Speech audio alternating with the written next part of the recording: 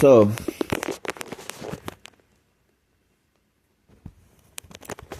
you know how it's said, laughter is the best medicine. And that's because this is all very absurd. When you have a man, when I tell you that, these elders stand up on YouTube and they're talking to their people in their community centers. That's what it looks like anyway. But it's not for them, it's for us. Those that are displaced from our ancestral homelands, our sacred lands. When someone like me is trying to understand and trying to find this buried sacred truth, because I'm burning for it. Like, burning for it. I can't stop. If I try to stop, then I start to fucking just absolutely get sick. I have to keep moving to find. And whenever I'm meant to find what I need to find next, it's always funny. Because it's right there what I've been looking at the whole time. You can find the light in the strangest of places when you're looking at it the right way. The true light will make a man go blind. When I say Medeoman, and I say the true meaning of it, it means the way of the heart. Right? And the Medeoman drums are sacred. This is in Lakota legend too. That the thunder being gave us the ability. We don't even need to beat the drums. We can just clap our hands or use shakers. And not the Hollywood beat either. Not that. You don't even have to sing, but you can. Whenever you feel sad or you feel lonely or sick, it'll cleanse you. And these elders, medicine man elders and stuff like that, they say, oh, well, that word, Medeo, it refers to the sound the drum makes underneath the water. The sound the drum makes is the beating of your heart through all the water, the living sacred water that makes up your body. I forget what the actual number is, like 90%, made out of 90% fucking water. Yeah. And when you do those beats like that and stuff, you cleanse the water that is within you. And you can cleanse water. Water is very sacred. Water is the only thing that has a solid form that is less dense than its liquid form. And what I mean by this is, if you have a lake of fresh water, when it gets cold and it freezes, it only freezes the top. A little thin layer on the top. It gets a little bit thicker in Minnesota.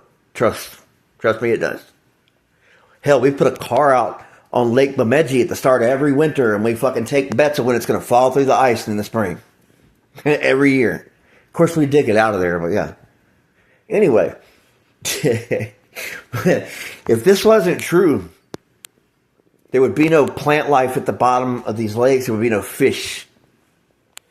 It just would not work right. There's all the water that would be on top of the ice would probably just run off into the ground.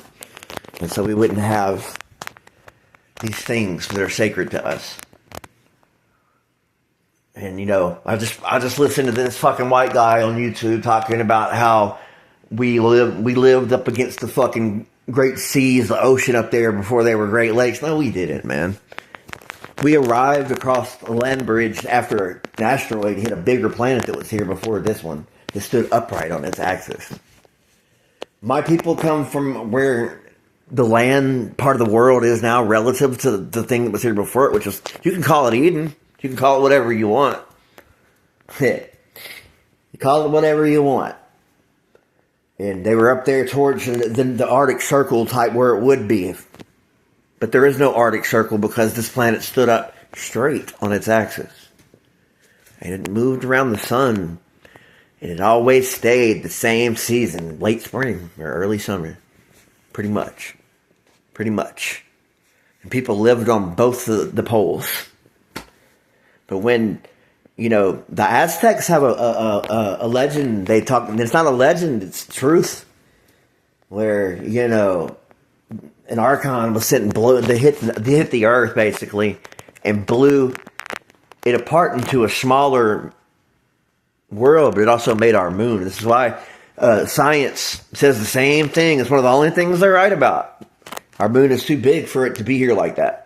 And this is why the moon is so sacred to us, and what it does with life, how it brings tides, and how it changes our behavior, and why that our months, the 13 months that we do have, we have a name for every single one of them that is talking about the moon, and yeah, it's the moon. But when this happened, that asteroid hit this planet, it knocked the Earth on the Earth that formed back from all that fucking, it had a volcanic winter pretty much. Well, it's fucking impact winter, and it knocked tilted the Earth on this axis, and everything went dark and cold where my people were. And they prayed to the Great Spirit, and they asked if he could guide them to a place where they could live. Is there anyone listening? Why did this happen to us? And it's because they had become sick and lost. They started to die. And he told them to start going to the east. And they were walking across this great bridge of ice with these chasms that were 30, 40, 50 miles deep. And people kept falling into them and dying because it was pitch black. And they prayed to Great Spirit again. And they said, "Can you guide us? Our people are dying. Can you shed light?" And when they asked that, let me tell you something. Pyramids are the same thing on top of the surface as they are on the bottom. They're shaped like diamonds to a big degree. They do have a flat section like a fucking prism does. And Great Spirit grabbed a handful of that ice and he shaped it into prism. And he reflected the sun's rays and it came out as a rainbow. And this guided his people into the promised land. And some of them stopped along the way and became the Inuits and the Blackfeet. And all the way in the first fire, there were 2 prophets that came to the people. It's the only time there's been 2 prophets that came out of the 7 stages. We have 8 prophets. And all the rest of them only have 1. It said they had a strange light in their eyes. And they were young. All the rest of them were older. And they were told to keep moving in that same direction until they come upon a place where, food grows upon the water. And in Minnesota, the Thousand Lakes, land of the Thousand Lakes and all that, and the Great Lakes back then were a bit different. This is back, I don't even know if we can even make an estimate how far back this is, man. Eons. It's more than, they say that even white men say that Medeo and this stuff dates back past 3,500 BC, 7,000, all that kind of stuff, man. And they made it across. And the tradition, that's the reason the pyramids have been built all over the earth, is to commemorate that as a symbol of gratitude. But yeah, now that's why the Northern Lights. That's actually called the Legend of the Northern Lights. It's the 7 sisters that dance around in the sky, and the 7 sisters of the Pleiades, the 7 stars. We call that the hole in the sky. It's the most sacred constellation in the sky. And it's the gateway to the spirit world. I'm going to leave it there. We've always been here.